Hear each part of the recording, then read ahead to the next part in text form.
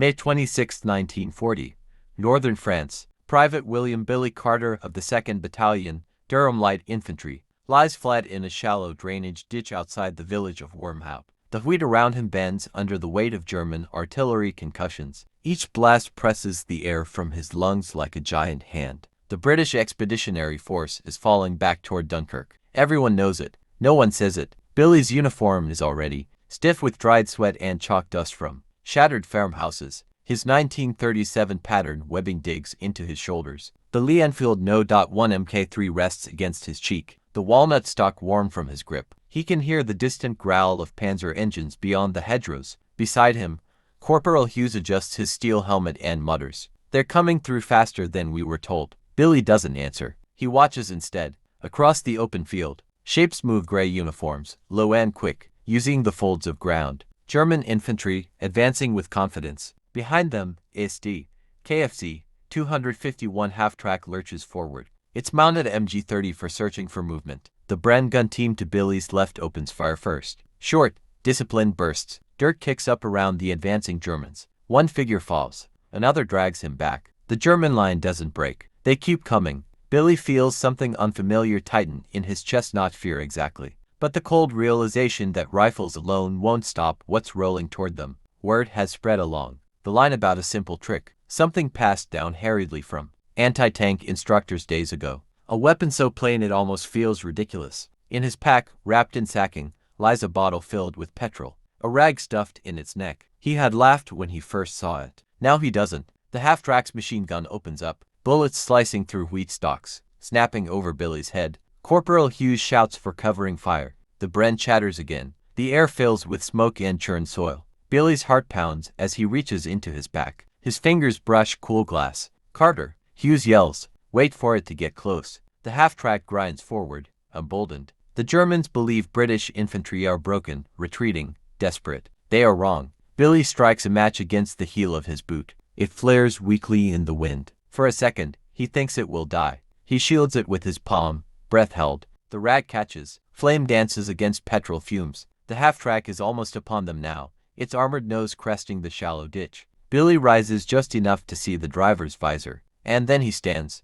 The moment Billy stands, time fractures. Machine gun fire tears over his head, but the German gunner is still sweeping the ditch line, unaware. The half-track's engine roars, metal tracks grinding against chalk soil. He sees the driver's slit visor, black and blind in the smoke. He throws. The bottle leaves his hand in a clumsy arc, trailing fire like a comet. For a split second it looks absurd, just glass and flame against armored steel. It shatters against the engine grill. There is a hollow thud, then a sudden bloom of orange. Petrol splashes across the hood and down into the ventilation slats. Flames race instantly, feeding on heat and fuel. The half-track lurches as if stung. Inside, someone screams. The machine gun jerks upward, firing wildly into the sky. Billy drops back into the ditch as heat rolls over him. The Bren team shifts fire, pinning the German infantry, who now hesitate, shocked by the sight of their armored spearhead coughing smoke. The engine backfires. Flames thicken, black and oily.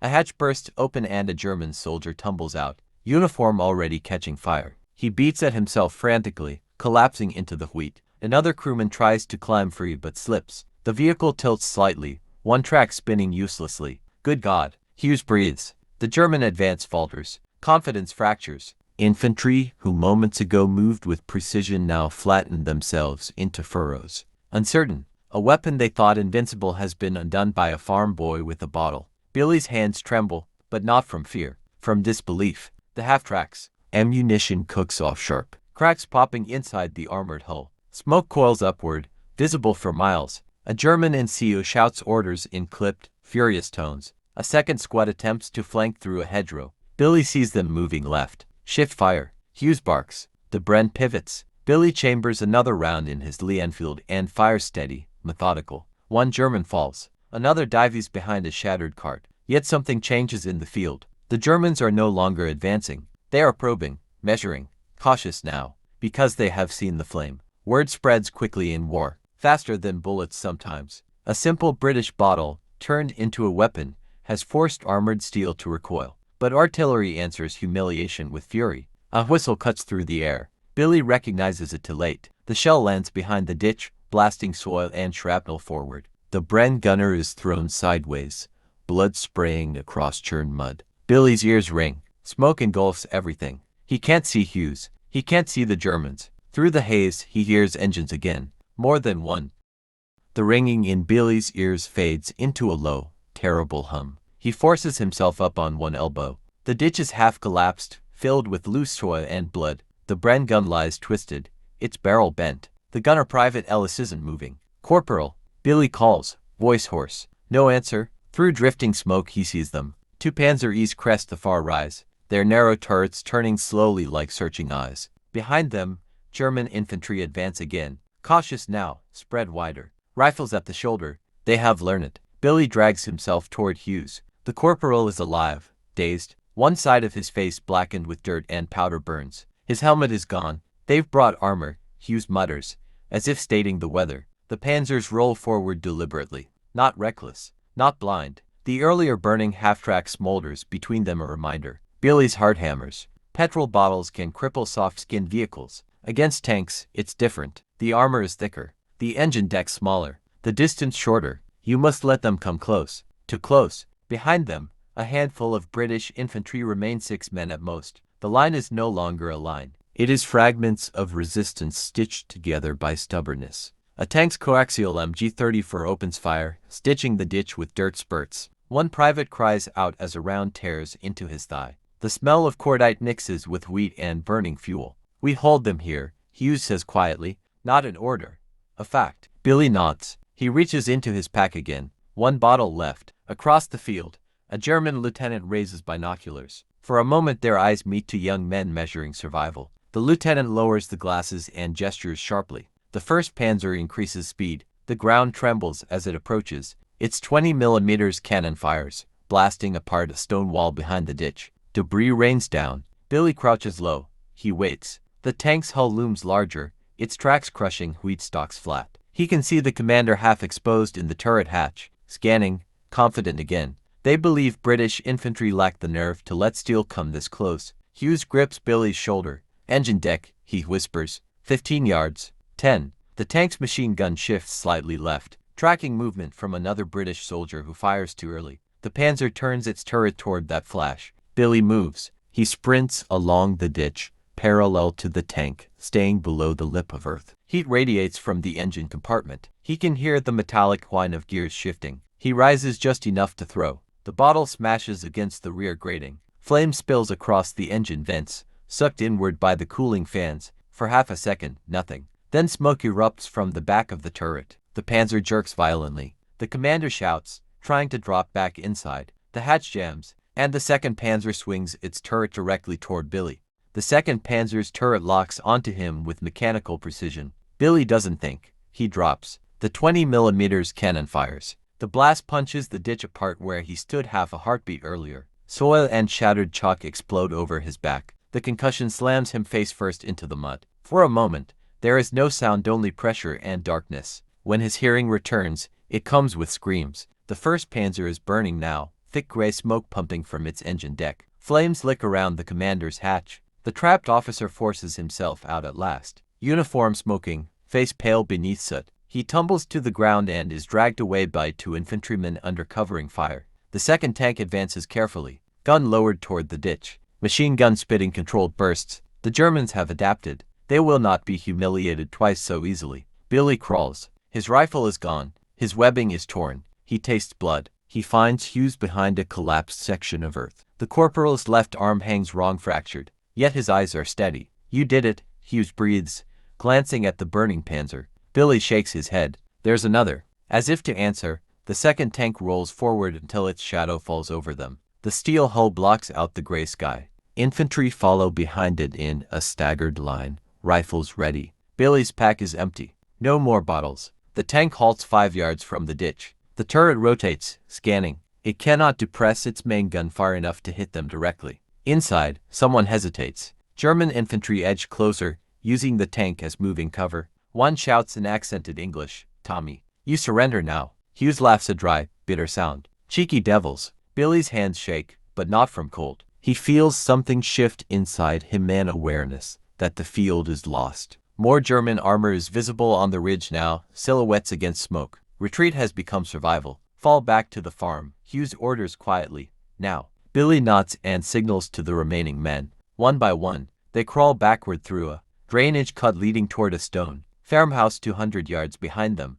The tank fires again, blasting apart the ditch as if in frustration. Billy runs bent low, boots slipping in churned soil. A round snaps past his ear. Another man falls behind him, silent. He doesn't look back. They reach the farmhouse courtyard just as another shell strikes the front wall, showering bricks into the yard. Chickens scatter wildly. The air fills with dust. Inside the barn, a handful of British stragglers engineers. Signalers stare at Billy with stunned disbelief. "Did you burn that tank?" one asks. Billy nods once. Outside, engines encircled the farm. The Germans are no longer rushing. They are tightening.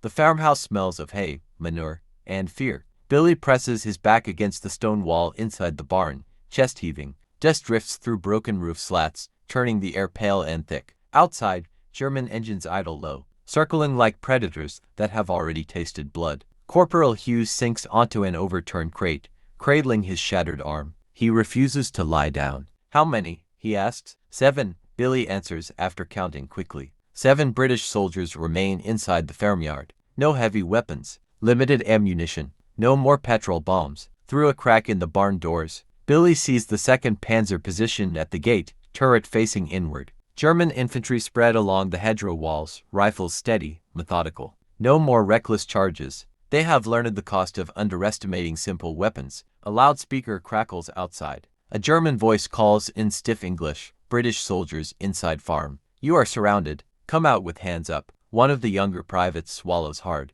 "They'll shoot us anyway." Hughes shakes his head slowly. "Not if they want prisoners." Billy isn't sure. He has seen fields where surrender meant little. A machine gun bursts suddenly, stitching the upper wall of the barn. Straw rains down. A warning. The message is clear. Billy crouches beside the doorway and studies the tank. The engine grills are intact. No exposed weakness now. The Germans have posted infantry near every blind angle. The humiliation in the wheat field has hardened them. He feels the weight of the moment press against his ribs. If they fight, they die here. If they surrender, they gamble their lives on discipline and law that sometimes vanish in war. Another voice calls from outside, angrier this time. Hughes looks at Billy.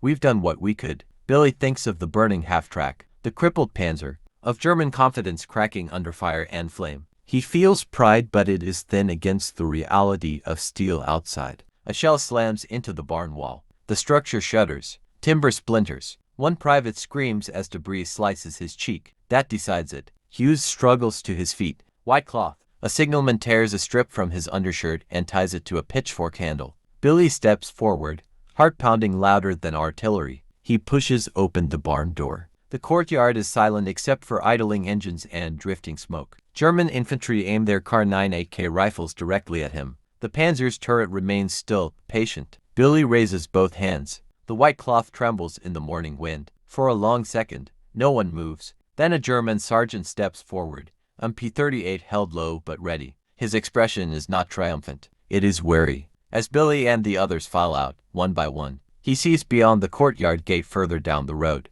a convoy of trucks, and inside them, figures watching, women in field gray uniforms. The courtyard gravel crunches under Billy's boots as he walks forward with his hands raised. 7 British soldiers, exhausted, blackened with soot and dust, no longer defenders, now prisoners. German infantry close in with controlled movements, rifles steady, fingers disciplined on triggers. They are not shouting now, not boasting. Their earlier confidence has been replaced by something sharper. Respect. The sergeant with the MP-38 steps in front of Billy. He studies him closely, the torn webbing, the soot-streaked face, the burn mark across Billy's sleeve from thrown petrol. "You," the sergeant says in accented English. "You burn tank?" Billy says nothing.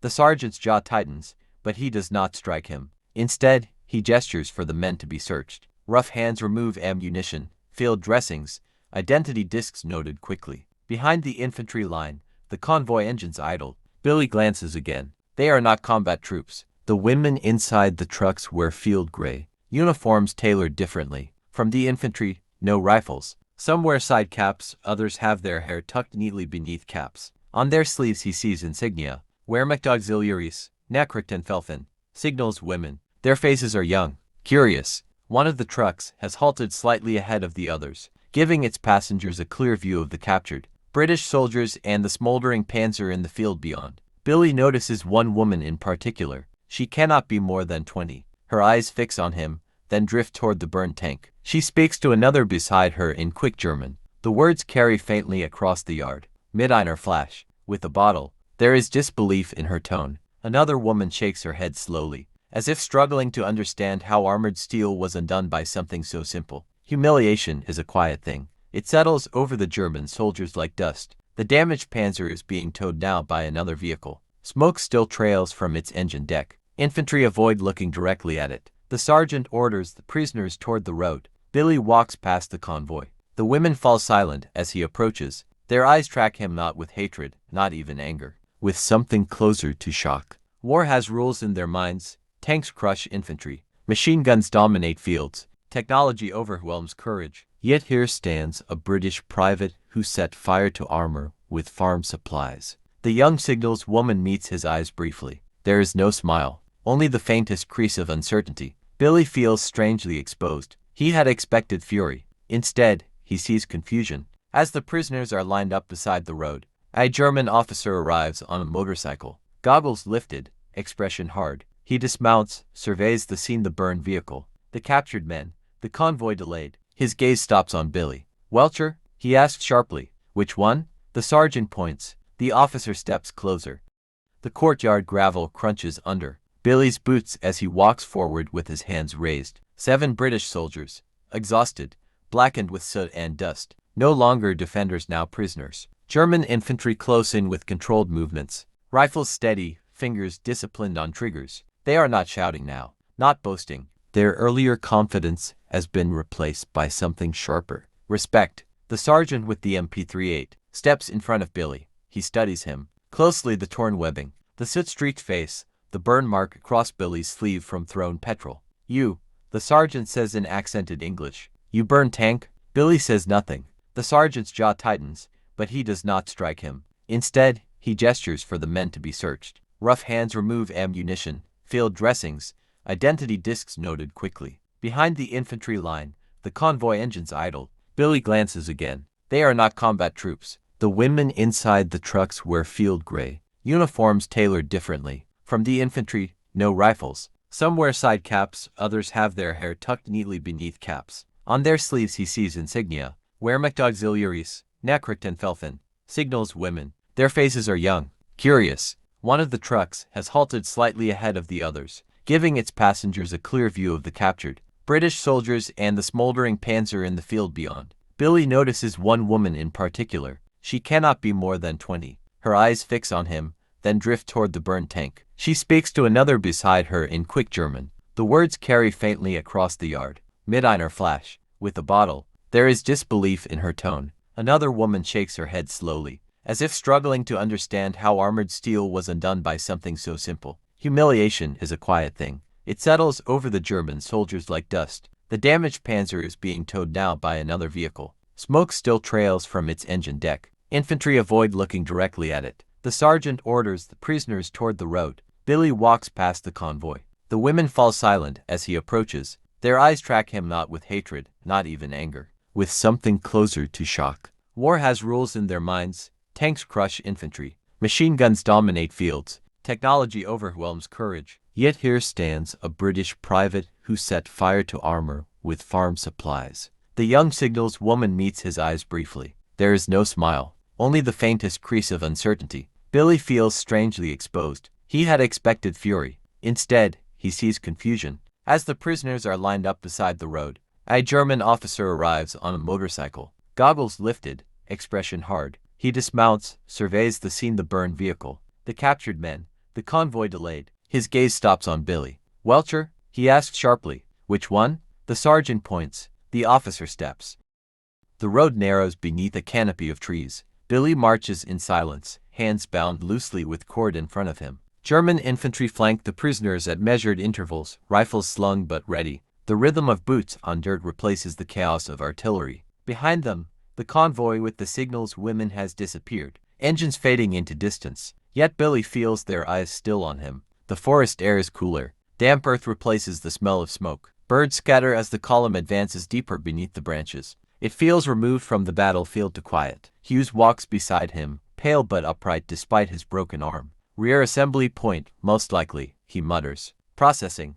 Interrogation. Billy nods, though something unsettles him. They round a bend. Ahead, in a small clearing, several more British prisoners kneel under guard. Their helmets and equipment lie in a pile nearby. A staff car is parked to one side. Two German officers stand beside it in low conversation. The column halts. Billy's gaze sweeps the clearing, instinctively counting rifles. Exits, terrain. Training refuses to fade, even now. A sergeant pushes him forward slightly, separating him from the others. The officer from the farmhouse arrives moments later on his motorcycle, dust settling around him. He removes his goggles and strides toward the staff car. One of the senior officers, a major by insignia, turns sharply as the motorcycle engine cuts. They speak quickly in German. Billy catches fragments. Panzer, Verbrannt, Infanterie, propaganda. The major's expression darkens. He looks directly at Billy. A tank destroyed by artillery is acceptable. A tank immobilized by mines is understandable. A tank burned by a common infantryman with petrol and glass is dangerous. Not tactically, symbolically. The major walks toward Billy slowly. His boots press into damp soil. You attacked armor deliberately, he asks in English. Billy meets his gaze. Yes. With preparation. Yes. The major studies him carefully, as if weighing something unseen. Behind them, one of the kneeling British prisoners glances up nervously. German guards tighten their grip on rifles. The clearing feels smaller now. The major turns slightly toward his adjutant. This will spread, he says quietly in German. Among our men. He looks back at Billy. In war, the major says calmly, ideas are more dangerous than bullets. For a moment, Billy wonders if this is where ideas are silenced. A pistol rests at the officer's hip. The forest is quiet enough to hear a breath. Then, unexpectedly, the major gestures toward the prisoners. Send them to the rear. Stalag processing, not execution. Not here. Billy exhales slowly, tension easing by a fraction. As they are marched onward again, he hears the major add one final instruction to the adjutant. Ensure the report emphasizes mechanical failure. History, even in the making, is being rewritten. The march lasts hours. By late afternoon, the column reaches a rail junction scarred by recent bombing. Twisted tracks glint in weak sunlight. A line of cattle wagons waits on a siding, doors open like dark mouths. Billy has seen enough to understand. Temporary holding before transport east. German guards move with practiced efficiency. Names are recorded. Ranks confirmed. Identity discs checked against lists. The process is clinical, almost bureaucratic. War reduced to paperwork. Billy stands in line beside Hughes. The corporal sways slightly but refuses assistance. You'll be telling this one in the pub, Hughes murmurs faintly. Billy gives a thin smile. If there's a pub left. A guard pushes them forward. As Billy steps toward the wagon, a familiar sound reaches him, the grind of truck engines. He turns his head slightly. The convoy from earlier is parked along the far edge of the junction. Signals equipment is being unloaded, cable reels, radio crates, field switchboards. The Nachrichtenfelfen move with brisk purpose, skirts brushing against dust, sleeves rolled neatly as they carry equipment under supervision. They are not combatants, but they are here, close enough to see. One of the women, the same young signals auxiliary from the farmhouse, stands beside a radio crate, clipboard in hand. Her gaze lifts as the prisoners are herded toward the rail cars. Their eyes meet again across the open space. There is no triumph in her expression, only curiosity and something more complex now. Understanding. She has heard the officers speak. She knows the official report will not mention petrol bottles or flames licking across German steel. It will say mechanical failure, overheating, engine fault. But she saw the smoke column herself. Billy climbs into the wagon. Inside, it smells of manure and damp wood. Rough planks line the sides. 20 men are packed in tightly, barely room to sit. The door remains open for a moment longer. Outside, the signals woman watches as the British prisoners are counted again. A German NCO makes a passing comment to her, light, dismissive. She responds, but her eyes never leave Billy. He realizes then that humiliation does not always breed anger. Sometimes it breeds doubt. And doubt, once planted, spreads quietly. The wagon door slams shut with a violent crack. Darkness engulfs them. A bolt scrapes into place. Inside, someone begins to breathe too fast. Billy leans his head against the wooden wall. Through a narrow ventilation slit, he catches one last glimpse of the rail yard. The signals woman turns away slowly, adjusting her cap, as if sealing something inside her own thoughts. The locomotive whistle blows. Steel wheels begin to move, and somewhere behind official reports and corrected paperwork, the story of a simple British weapon continues to travel uncontained.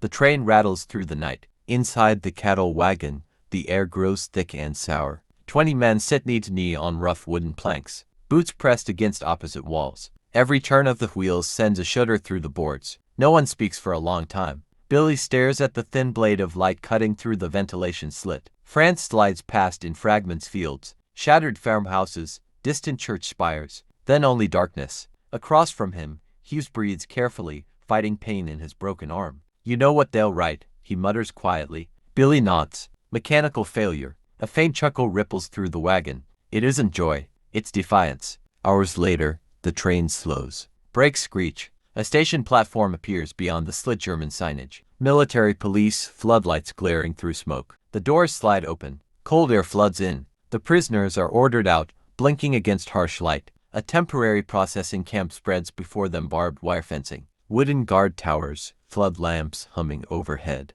It is not yet a permanent stalag, but it feels permanent enough. German clerks sit at folding tables, recording numbers with fountain pens. Efficiency again. Order restored. Billy steps forward when called. Name, rank, number. The clerk barely looks up. To them, he is now paperwork. Beyond the wire fence, a field telephone line is being installed. A small signals detachment works methodically. Among them, impossibly, is the same convoy unit from the rail junction. Their assignment has followed the front. The young signals woman kneels beside a cable drum, hands guiding wire carefully along the perimeter. She glances up as the new prisoners are marched past. For a moment, the noise of boots and orders fades. Billy holds her gaze. In it, he sees no hatred, only awareness. She knows the report is false. She knows armor can burn. She knows the myth of invulnerability cracked in a wheat field. And perhaps she understands something else now, that simple things, in desperate hands, can change the shape of war. A guard shoves Billy forward. He stumbles,